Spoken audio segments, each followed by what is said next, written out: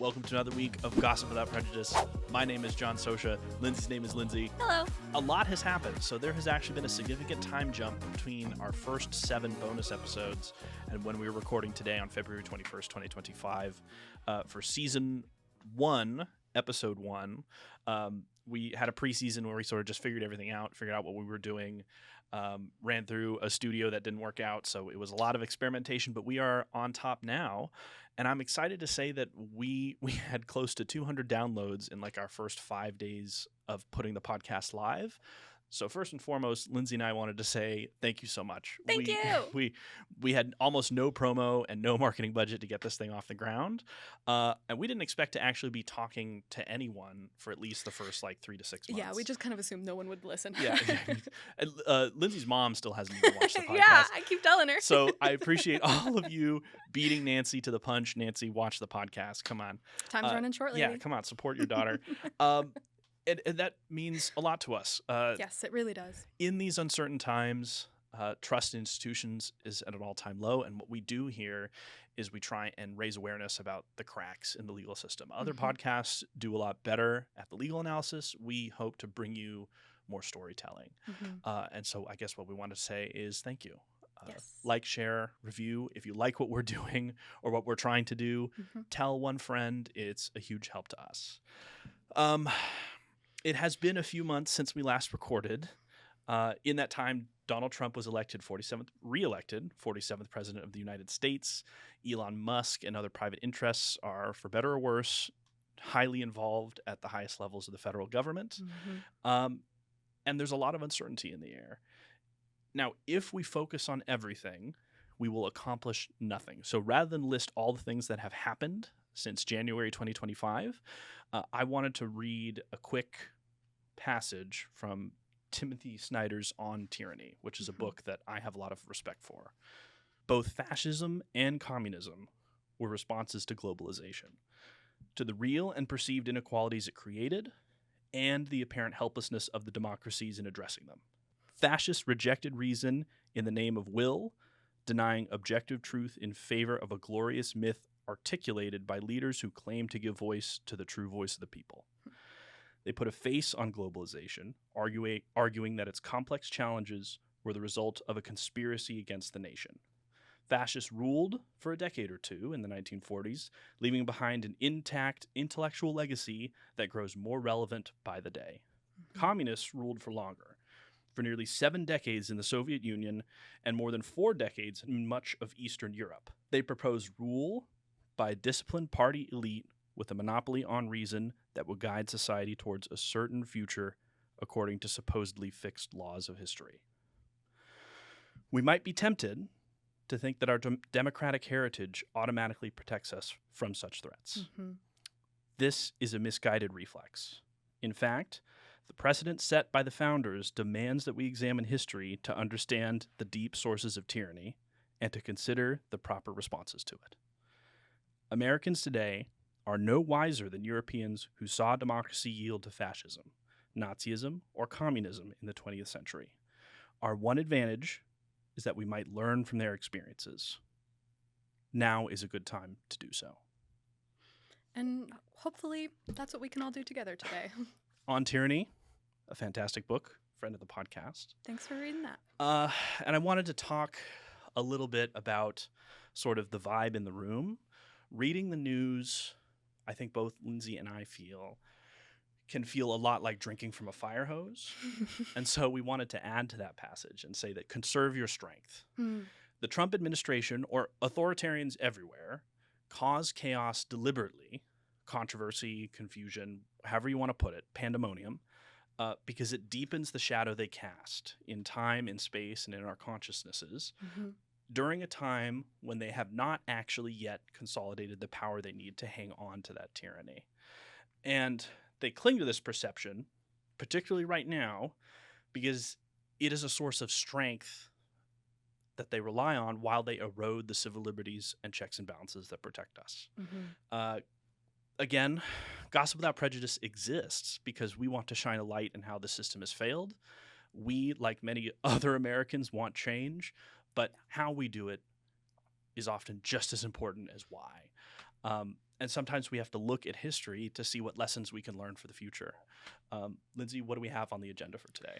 We have a really, I'm not quite sure what word to choose here, intense story. Lines up with everything that John just said very eloquently there. So we are going to talk today about a Nazi lawyer and judge named Roland Freisler. And hopefully we can get real into this story. So Nazis, not friend of the podcast. Nazis, absolutely not. Not now, not ever. Well, I mean, it's so tough because you want to approach the world with levity and optimism. Yes. This one's going to be a little bit heavier. Yeah. If you want to see us back to our usual joviality, skip to next episode. But we hope you'll draw some valuable lessons from this. Yes. Yes, indeed. So, Roland Freisler, our man for today, he was born in 1893 in a small town in Germany. While he was a young man in law school, World War I began. He joined the military and eventually earned an Iron Cross for heroism. Oh, wow. In October 1915, he was injured and taken as a prisoner of war by the Russians. So he spent a few years in a Russian war camp. Straight to Gulag. Yeah. Okay. But they made him the commissar of the food supply. So he was in charge of the rations at the war camp. Honestly, there are worse jobs. There are worse jobs. And I always like the title commissar. If there's one thing He wanted to be he in had charge of. so many worse jobs after this. This is probably his best job of his life. best, most productive Even though job. it wasn't a voluntary job. If we don't laugh, we'll cry. Yeah, that's kind of what's going on today, folks. We're glad you're here with us. So, he survived the war. He slowly made his way home after the war ended. A few years pass. He finishes up law school. He starts to practice in around 1923 is when he started practicing law, specifically criminal law. He spent this time honing his speaking skills. He gained quite the reputation for being a very skilled speaker. He knew when to be the mild-mannered lawyer, and he knew when to be aggressive and confrontational. And he got really good at shouting at people. Oh, yeah. I imagine he just loved being able to do that switch. It was very manipulative right from the start. Well, that's the strength of lawyers, is playing, at least trial lawyers, is playing to the crowd. Yeah. He was good at that. And it's a power. It's why a lot of politicians are lawyers because it requires policy making, but it's also because they know how to say the right thing to the right people. Yeah, yep. He was definitely good at that. And that can sometimes be quite dangerous. Yes, definitely. Certainly dangerous. And we'll see that. It is dangerous in this case. A year later, 1924, Freisler got into politics. He became a city council member in his own town of Kassel, and he joined the Nazi Party. Oh, okay. For context, this is 5 years after Hitler joined the Nazi Party. So Hitler was in that for a long time before things got big. And as for some context, Hitler was actually an agent for the Weimar Republic that initially went to spy on the Nazis. Oh, really? As the Nazi Party, yeah, because he was a World War I veteran too, and you see that a lot with a lot of these early fascists, as they were World War I veterans, fed up with the system. And Hitler was actually sent to spy on the Nazi Party on behalf of the Weimar Republic's government. Wow, I didn't know that. Yeah, and then he ended up joining them. They got him. Yeah, and abandoning the Weimar Republic, and then getting in a beer hall putsch. Got too drunk, got up on a table, got arrested, tried to coup once, didn't work. So Hitler was very much a guard, like a part of the old guard at one point. I see what you before he began to tear down and erode the old system. And unfortunately, Freisler is going to help him erode the old system. But it would take a little while. The Nazi Party at first saw Freisler as too excessive and tumultuous to promote him too far up the chains. That is something. Isn't it? It's something. Did Hitler himself share this view, or is that just sort of the rank and file's That's opinion? the rank and files. I'm sure it would have been, his local leadership of the Nazi Party. I don't think it was anyone too high up. But I found that quite interesting because as the party would expand. Thank you. Yes. Expand and grow, they eventually needed his excessive and tumultuous nature. But when things were still status quo, before everything went crazy, they needed him to be on the DL. Have you ever At least that's how I see it. Have you ever heard of like the jock creep framework of examining fascism? Have you ever heard of this? I have not. So it is not an invention of this podcast, but basically it boils down to the fact that every fascist or authoritarian movement relies on the jocks, who are sort of these grandiose strongmen, Chad hyper masculine, like Mussolini, puff out your chest kind of guys. Uh-huh. That sort of archetype. And then you have the creeps, who are like these outcasts in society, who are weird. They're the quiet kids, basically, and they're often aggrieved, like they have a chip on their shoulder. Yes. And the idea is that these two archetypes often, like Himmler, like that's a fantastic, the classic creep, sort of the absolute mass murdering psychopath behind the scenes, but they have these ideological purities that, if you could call that, like they have their demagoguery that they cling to in a way that the jocks don't. And the theory is that they come together, and it's like a caustic symbiosis. Is that the jocks are like, they can command the crowd, and they have the energy. They sort of had that. They have that magnetism that the creep just has never had, but the creep is far smarter. Yeah, and they're able to work on the back end and build up the ideology. They work on the back end to shore up the ideology, to make the masterminding plans, and to not to push the paperwork, but they do the ideological dirty work. And together they destroy things in a way that neither could do on their own. And I think about that a lot when I see current leaders. I see that archetype and that symbiosis play out again and again. Wow. Yeah. And right. Like I expected the world to burn at the hands of a few powerful men. I did not expect them to be losers. Yeah. Right. Such weirdo losers. Just money cannot unlame you. That is very true. Yes, it can buy you a fake video game account that makes you look good, but it cannot unlame you. And hair transplants. Yes. Apparently. Of no one. We're not talking about anyone in particular. No, Draw your own not. conclusions. Shall we continue? Yes. Yes. So 9 years passed in this way, with Freisler being a local lawyer and growing his notoriety. Here are 2 stories of his bullshit over that decade. Okay. We'll start with one. In 1926, a play premiered called Soul Overboard. In it, a detective poses as a priest in this play, and he approaches a Catholic woman for sexual favors of some sort. As one does. Sure, one does. Yeah, as one does in Nazi Germany. Yeah. So theater critics didn't have any problem with this, but Freisler saw it as sacrilegious. So at the very next performance, he gathered a mob and brought the mob into the theater and interrupted the performance and demanded that they stop and cease the show. And in the end, Freisler and the mob never faced any consequences, but the play was banned and the author got charged with blasphemy. With blasphemy? Yes. Even though they're the ones who came in and interrupted this piece of art and didn't let them continue. It's so interesting that the desire for change and difference can be so easily co-opted. Yeah. I think, what is the saying? Like, ideology predates personality predates ideology. Which is to say, before you were a fascist, you were always a bully. Yeah. Or a creep. Yeah, and that's very applicable here. Yeah, absolutely. And it keeps going. Well, okay. So, a few years later, in 1930, he was still working for the city council and defending Nazis in court. That's how he made a name for himself in the Nazi Party. He was defending criminal Nazis. He was their fixer. Yeah, okay. In the local setting, at least to start out with. So that summer in 1930, Freisler arranged a Nazi Party meeting in his town and encouraged members to wear their uniforms despite a local ban on these uniforms.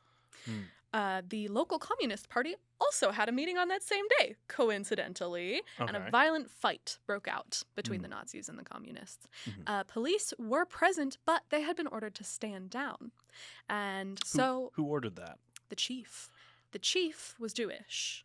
Multiple people were injured in this fight. Freisler says, it's the chief's fault. He needs to be fired because there's no way he could ever be neutral in these matters. Oh, because he's Jewish. Exactly. Or at least that was the dog whistle. Maybe he didn't say he was Jewish. Exactly. Exactly.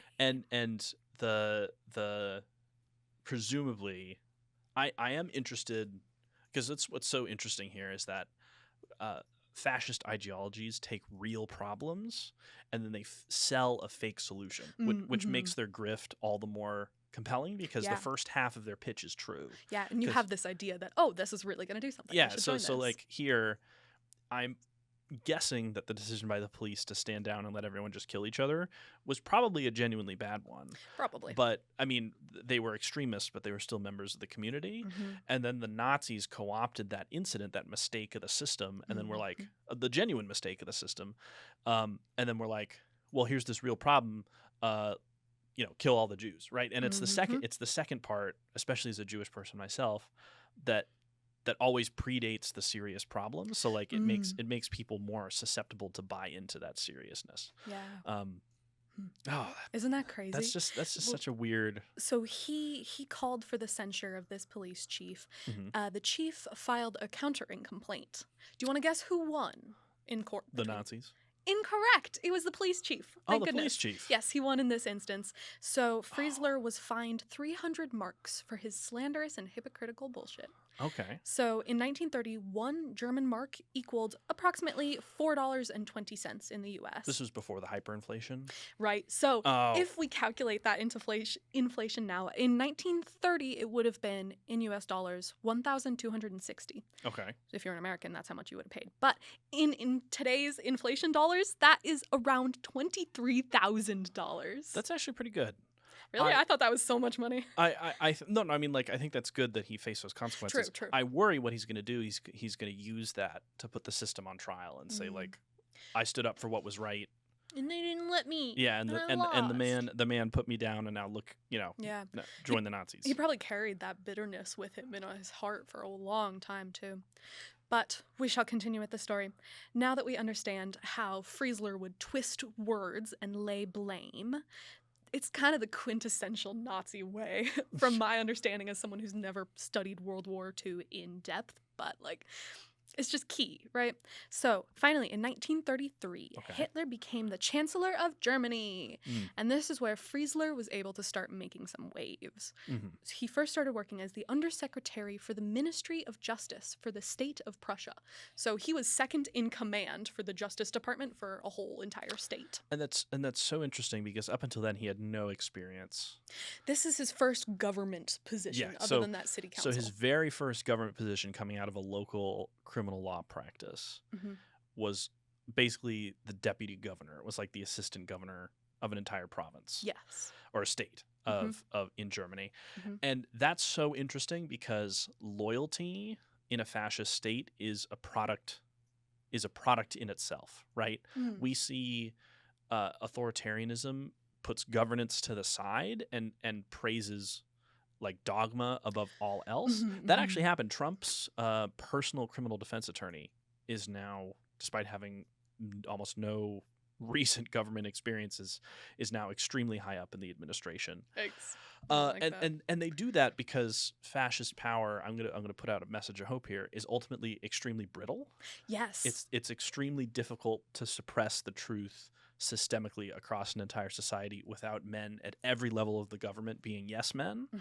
But when you do that, the quality of governance inevitably declines because you have people like Pete Hegseth that have no, absolutely, is a Saturday morning Fox News host and is now in charge of a department of 3 million personnel in front of the entire nation.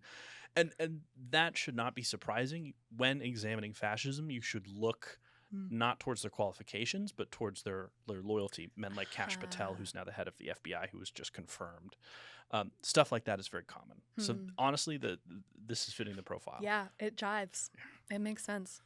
And it was that same year in 1933 that the Nazi Party got passed the Law for the Restoration of the Professional Civil Service.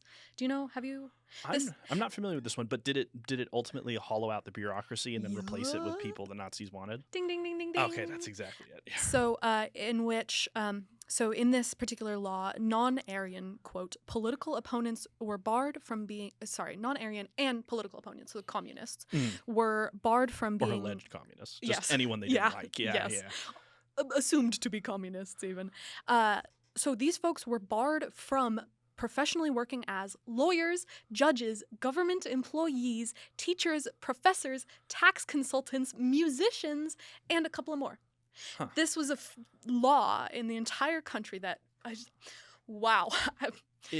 And that's what we what do you think the parallels are for DEI there? Oh, they're there for sure. Well, because like when I hear news reports of like government agencies going through and just removing the word diversity, it's not as dramatic. Sure, it seems like a minor change, but It's not as sweepingly dramatic as explicitly saying these people can't X. Mm-hmm. But if you find immutable characteristics shared between large populations of people you don't like, you can accomplish the same thing. And this circles back, hollowing out bureaucracy and to up the bureaucracy output of loyalty. Like, Yes. think of loyalty as a unitized output of governance. It's a new metric. That is exactly what I would expect, is to find a way to replace the bureaucracy to get rid of opposition from the inside. And key, that's exactly what's going on here. So a little less than 10% of the country's judges were forcibly removed. German law school faculty, approximately 43% were removed. Were just fired. Yeah. You're out of here. Was that just because they were too left-leaning, or communist, or Jewish, or communist, or accused of the same non-Aryan? Yeah. Okay. The undesirables. Yes. Of some kind. Yup. Okay. The remaining judges and lawyers, of course, had to fall in line. Otherwise, it's going to be their necks and their jobs. And they were all required. All remaining judges and lawyers had to come to Berlin and re-swear their loyalty. It's around 10,000 of them. Yes. Here is part of the oath. Quote, "I swear I will be true and obedient to the Führer of the German Reich." Instead of being pure and obedient to justice or truth or anything else in that matter, just the state. That's all. Loyalty is a unitized output. It's vital. Yep. Fascism leaks, or not just fascism, but any ideology that denies objective truth.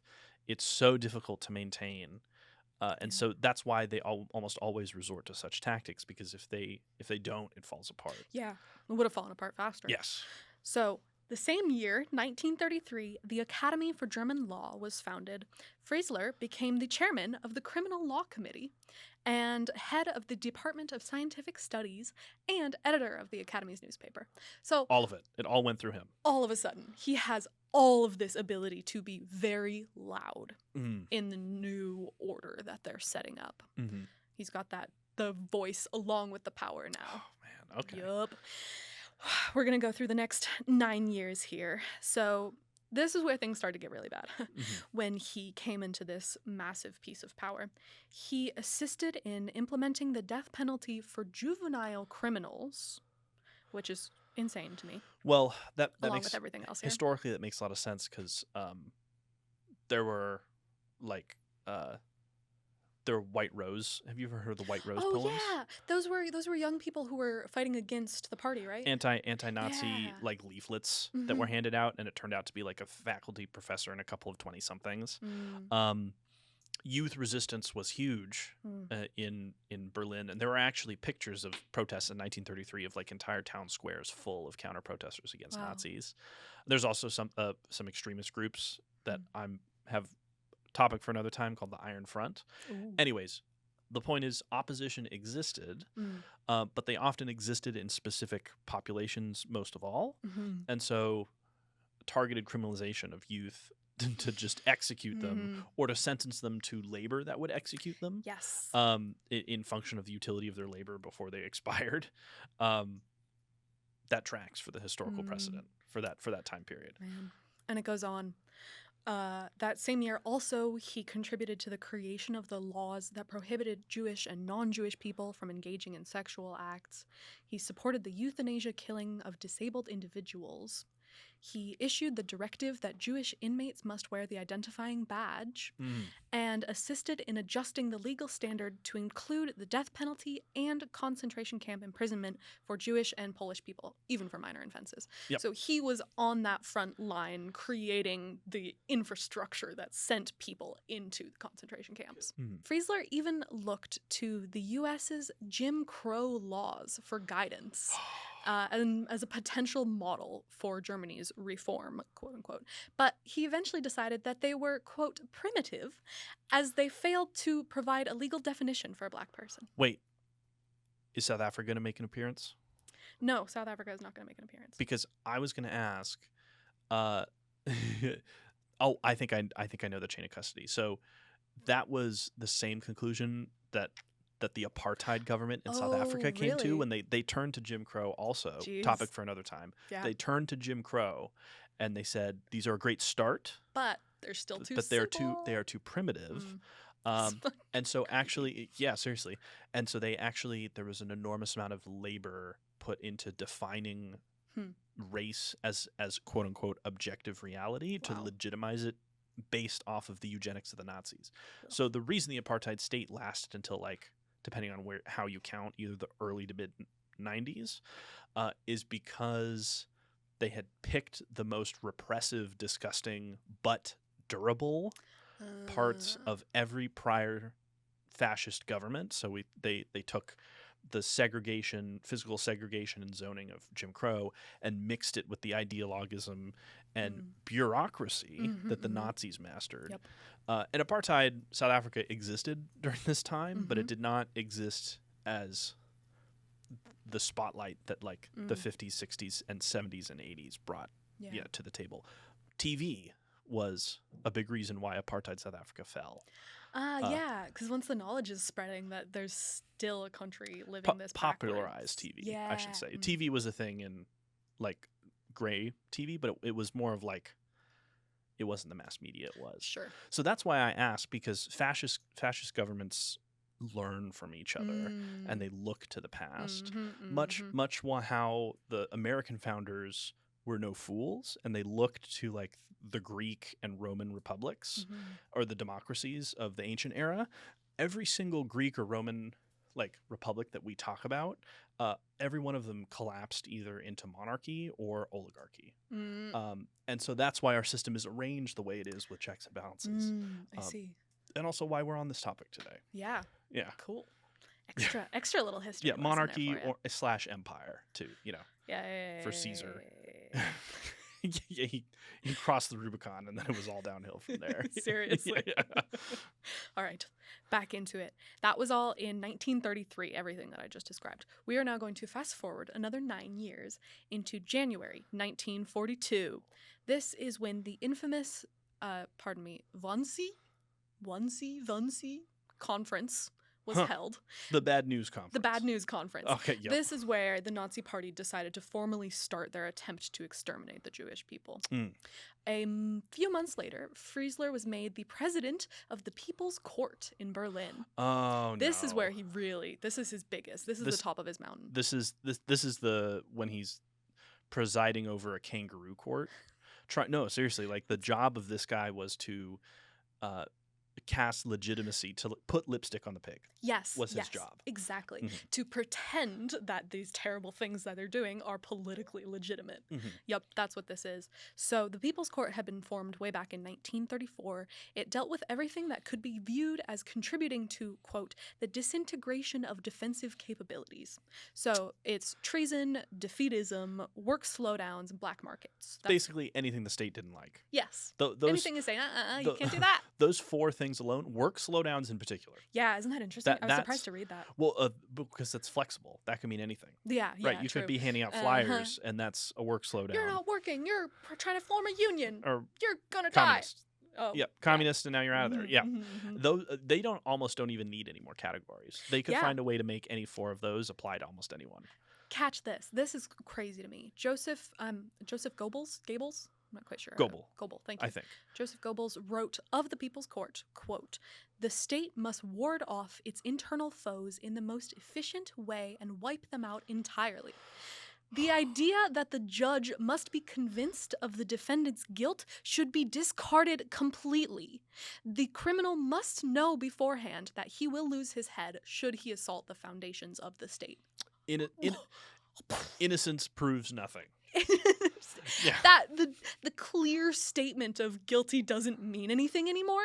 That was really crazy to me. That's what really took this up to the next level. Oh, I mean, that's usually a good measure of when the fascists feel comfortable. Yeah, when they're able to declare, when they dispense with the pleasantries. Yeah, because you can accomplish 70 to 80% of your goals behind a veneer, but there's comes a certain point where the only way to go to whatever ends you're looking for is to cast off all aspersions and just dive for it. Mhm. And that's, I think, what so many people and what I am worried about, because once you reach that point where it's no longer debatable, when we're asking, oh, did his heart really go out to everyone or not?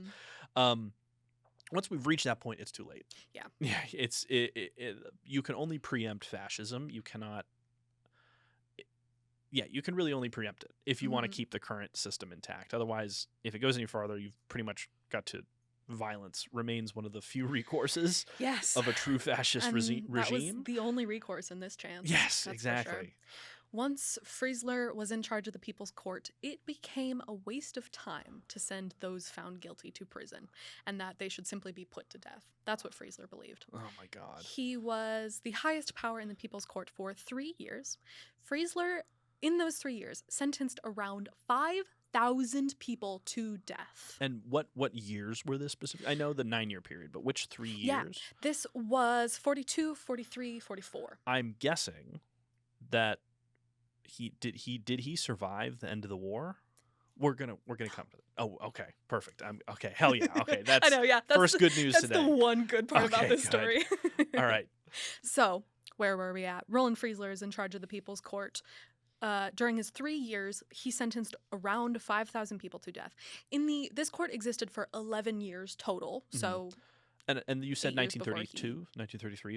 It was invented. 34. 34. Okay, so that's right after Hitler came into power. Yes, so exactly. he set up this brand new bureaucracy and then put his top law guy who just said whatever he wanted him to say and then let him ride all the way. Yeah, okay. Exactly. So this court existed for 11 years total, and in those 11 years, the court sentenced almost 1,000 people to prison and almost 5,200 to the death penalty. So, if you remember what I just said, Freisler performed 96% of the death sentences that came out of this court, approximately. And that's what's interesting, is that those numbers are low. Yeah, you think so? Well, no. Well, they're not low by they're horrifying. They're low in the overall context of the genocide. And I think that's because this court was invented to air legitimacy. And so they were only trying the people who they didn't think they could get away with just throwing out without any court, right? Or without any premise at due process. A couple of years after this, there was an assassination attempt on Hitler. From his top generals, right? Yeah, the Valkyrie movie. The movie. Yeah. But it was like the June plot or something. Yeah, it was over the summer. It was June, I think. It was August when they started those trials. TLDR, a few brave officers at the top of the German military, which Hitler did not purge like Stalin did. Interesting. That was actually the one. Well, he sort of purged a few, but he didn't like do hollow the full out. schmagoigle. Yeah, he didn't. Yes. He did not schmogoigle the whole like middle officer corps of the German military. So there were still dissent present in the military. It made the German military, this is war history, but it made the German military far more effective than the Red Army, because the Red Army had all of their officers executed. And so everyone who was fighting was new and fresh and inexperienced. And had no experience, but they were very loyal. And so then they all die. Yeah, and a few German officers decided that, hey, this Hitler guy may be bad news, and they tried to blow him up by planting a briefcase bomb under this table. Yep. And TLDR did not work. Yeah, he survived. And I think they all got executed or exiled. The people who put that together went to Freisler's court. Oh, and there we go. Freisler sentenced all of them to death. Yep. Okay. And those and that's exactly what I'm talking about. Is the court system wasn't there to actually kill people. It was there as a legitimacy engine to send the people who they wanted to have a high profile, or the people who they didn't think they could get away with just putting in a boxcar and sending them to Auschwitz. Yeah. And that's why the numbers are so low, because it's not a count of how many people he killed, it's a count of how many people he pretended to have a trial for. I see. Wow. And good point. And that's why it's so interesting. They had to give those guys a sham trial, because if they didn't, it would lend. They were still trying to sort of pantomime at this illusion of freedom and a mythological past of the German hegemony. Wow. That's why I found those numbers quote unquote low. Yeah. Because they killed millions of people, but it was only the people who did not warrant trials. A public-facing investigation. A fake trial. Yeah, a quote unquote investigation. Yeah, that's so interesting. Wow. So, in this court, Freisler was known for being extremely cruel and insulting to the defendants. He would torment and humiliate the accused before him. He would switch between analytical inquisitor to the furious abuser. If a defendant did try to speak up for themselves, he would often just interrupt them and talk over them, which is batshit. There's a YouTube clip that's about 2 minutes long. It's Freisler yelling at a defendant in court, and we get to hear the defendant try to speak up for himself a little bit, and then Freisler just comes in with the insults and talks right over him. So that clip is linked in the show notes if you want to go watch Freisler talk in court. If you want to have a fantastic, very fantastic evening, watch a sham Nazi jurist. Well, it's wild.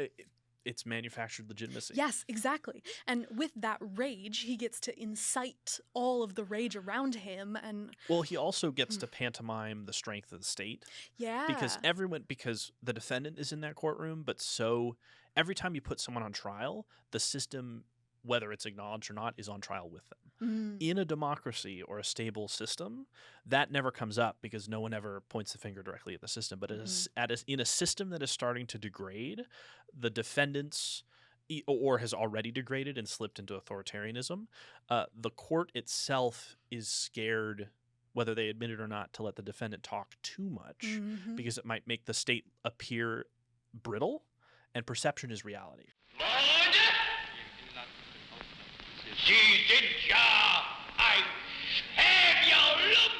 We now get to the very end of our story, which is also the only good part of our story. Okay. So Freisler was running the People's Court for 3 years. In February 1945, just at the start of his 4th year there, Freisler was holding a Saturday session of the People's Court, which I gotta wonder, how common were those? Were they like, man, I gotta come into work on a Saturday? He's... it's so heartwarming to see a government worker truly dedicated, not working from home. Yeah, he's giving his time. Jesus. Ugh.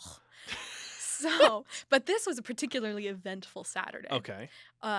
The U.S. Air Force attacked. Oh, the courtroom blew up. Yup. Thank God. The U.S. Air Force dropped more than 3,000 tons of explosives. They successfully hit the Chancellery, the Gestapo headquarters, and the People's Court.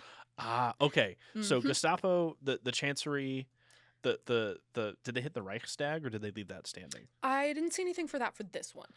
It was still just this air raid. It was still a few more months before the Germans finally surrendered. Okay. After this, it was February was this bombing, and it was in May that the Germans finally surrendered. So 2 observations. At this point in World War II's timeline, the Germans knew that it was probably over. Yeah, things were coming to within a year. A little bit chaotic close. And so it doesn't surprise me that I might be reading into this too much, but it doesn't surprise me that the loyalty bureaucracy usually goes into overdrive at a time of extinction. To either prop up their legitimacy before a populace that is starting to pull the wool from their own eyes, or at least foment dissent. And it doesn't surprise me that the U.S. military picked this as a target despite having no specific military value, because to break the spirit of a fascist regime, you need to take away their legitimacy and the symbolism of the People's Court being hopefully reduced to rubble would be very cathartic for me as an American Jew. And it was only 3 months later that they surrendered. Yeah, and that they surrendered. So the Gestapo headquarters... That's a huge deal. Yeah, rest in piss, as we've said before on this show. Good riddance. Yeah, from callback to the orphan thief. That's right, rest in piss. yeah, rest in piss, that guy. And presumably all those Gestapo secret police fucks. And that's what happens. And then when legitimacy fails, that's where secret police is necessary, is to come in and remove people from the discourse more directly. But fortunately, they didn't get the chance. Fantastic. So February, as I was saying, February 1945, Saturday session, bombs drop. There are 3 versions of the story of how the courthouse bombing went. I'm going to tell the one that I think is most likely, has the best evidence to it, which is just testimony. There's a man named Dr. Rolf Schleicher. Schleier? Couldn't tell you. Apologies to all Germans in the audience. Sincere apologies. We're trying our best. He was there that day to appeal for his recently convicted brother. Oh. The doctor says that The bombs started. He and his family ran for cover. Once the bombs subsided, he emerged from cover and heard people shouting for a doctor. He ran over, struggled his way over there, and he found Freisler dead from a bomb fragment. So he... And that's the end of our story on Roland Freisler. So at best, he got caught by shrapnel. Yep. Did he get... Is there any other version of the story where he gets, like, crushed under an anvil, or... Yes. At best, he gets hit by a bomb fragment. At worst, he gets crushed by a falling pillar. I'm going to go with the pillar one. You like that I have one? no evidence. That might be misinformation. And then the third was a fragment or the bomb hit while he was in his car on the way to the court. Oh, that's boring. Yeah, that one's boring. Also, I like this one from shout Doctor. out to if this sounded like a saturation bombing, if there was enough chaos. Yeah. And most saturation bombings were carried out by B-17 Flying Fortresses, which almost all of them were manufactured right here in Seattle, Washington. Whoa. The hometown pride by the Boeing Corporation, of course. And what was so interesting is Seattle was picked because we have a lot of hydropower, and the hydropower ran the electric furnaces to melt all the aluminum necessary. And I know all this because my grandpa served in the Navy during World War II, and Navy and the Army. But he was Native Hawaiian. He was Native Hawaiian, and so he was too brown to hold an officer's commission. Oh my God. Yeah, I know. And that's the great irony here is that they were doing bad things, but so were we. Yeah. So Yikes, were we. Man. And that's why I actually wanted to draw attention to this, because there's the Soviets and the modern day Russian Federation has really perfected this, is to harvest legitimacy by calling on whataboutism. Yeah. Which is to say, they did that first. Well, that's what the Russians did in the following years after World War II, is they would point at the Americans and say their women don't even have bank accounts. Which is true. Yeah, they can't hold bank accounts. They don't train, they discriminate against black people. The Americans are terrible because of these small issues. Meanwhile, like 3 million people a year were starving in the Soviet Union just from crop shortages brought about by poor central planning. Transferring blame. Yeah, transfer blame and shoring up legitimacy. Anytime you see a regime looking for legitimacy, be suspicious, right? It is the regimes that don't have to reach for it so often tend to be the ones, for better or worse, that should command your respect. And also, don't let the flaws in the system be the reason that you turn away from it completely. That's my struggle with the news and everything that's going on. My instinct is just to turn away from it because it's difficult. I urge everyone to never be defeated in advance. Yeah. The most important relationship any one of us has is your relationship to information itself, because the maxim I've been going by is awareness is not control, right? So doom scrolling the news, that's awareness, but it airs no strength to any sort of resistance, and it airs no strength to my ability to sort through the noise. That's true. So consume with care, because the information you consume is the person you will eventually become. It's not possible for you to consume information and not be influenced by it over a long enough time period. For sure. And I think, do you have anything else to add to this story? The last piece of information that I have here is, of course, the country's road to restoration was long and difficult, but in the end, most of the surviving lawyers and judges of the People's Court returned to work after the war and never faced consequences. And here's where that's all I got. I will actually stand up for the Allies in this decision, is that what made our response to World War II versus World War I so different, and I would argue in the long run successful at setting up a stable Germany, is that we turned around and we executed all the leaders, executed the Nuremberg trials. We should talk about that some other time. And then we told, everyone else, now we're going to give you food. And that's how you denazify, right? The point of this episode, I want to make very clear, is not Trump bad. I actually think change is desperately needed at just about every level of the American justice system. I happen to believe that free enterprise is one of the best ways to share limited resources. Lindsey will probably disagree with me on some of those points, but how we go about those changes and the fundamental liberties that hold up the basis of the system, there should be no disagreement on, because those are what protect us from the monsters at the door. Yes. And so we're using Trump and the fascists of prior eras as examples that are close in the public consciousness.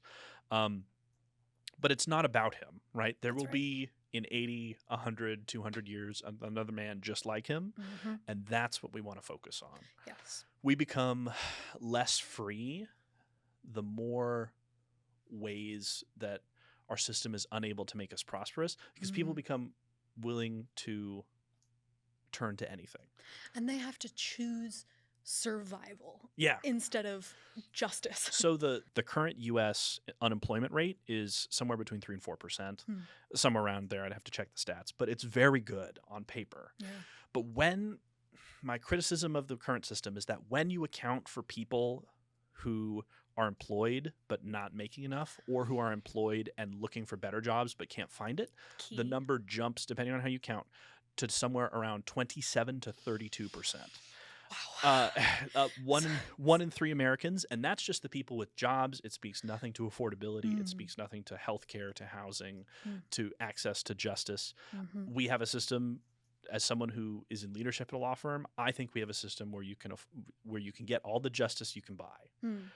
You can buy. You get all you can buy. Not the justice that you deserve. And I actually, like, at an animalistic level, I look at Trump making all this noise, and if I was someone in like rural Nebraska or Arkansas or Kansas who hadn't been able to put food on the table easily for the last 20 years, I'd be... Yeah. I wouldn't give a shit about transgender rights, personally. Yeah, because your main focus would be change and your own survival, which allows you to completely disregard everyone else's. It's a position of incredible privilege to worry about civil liberties. Yeah, that's true. But we constantly do it because we are the wealthiest nation in the history of the universe, but it is held by so few that it doesn't feel like that. Not us, that's for sure. So, Lindsey, do you have any final remarks? Well, my final thought is thank you for listening. Thank you for being here with us. Please feel free to reach out. I would love to hear your guys' thoughts. Let us know if we got anything factually wrong, but also ideologically. Let us know if there's anything that you're like, hey, wait a minute, I don't know about that. We'd love to hear your thoughts. So you can find our website, gossipwithoutprejudice.com, and then you can email us and contact us there. Another thing is, normally at the end of the episodes, we like to do our segment, Lindsey Takes the Bar Exam. But since today's topic is so important and heavy, we're going to skip out on the LTBE today. When you'd like to hear it, go ahead and listen to next week's episode. Yes. I'm sure we'll have fun on that one. LTBE has not gone away, but me and Lindsey talked before we recorded this episode, and we couldn't find a tasteful way to pivot into a fun little distraction. Nope. So stay safe. Yes. Take care of each other. We will be back very soon with our closer to hopefully a lighter content, depending on how things go. And we'll also do some current events, et cetera, et cetera. So thank you so much for joining us. Thank you so much. Bye.